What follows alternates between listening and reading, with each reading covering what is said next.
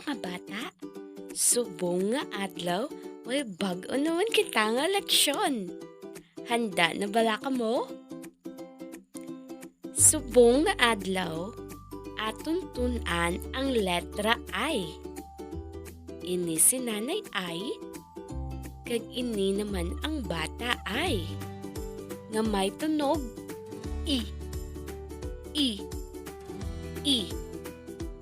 Liwat, Nanay I, kag bata I, nga may tunog I. Very good!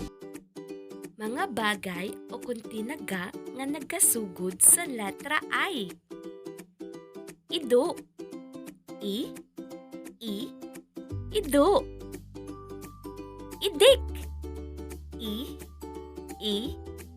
Idik. Ilaga. Ilaga. Ilong. Ilong. Igi. Igi. Isda. Isda. Isa.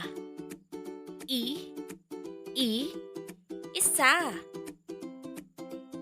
Itlog. Itlog. Ano gani ang tunog sang letra I? Very good. I.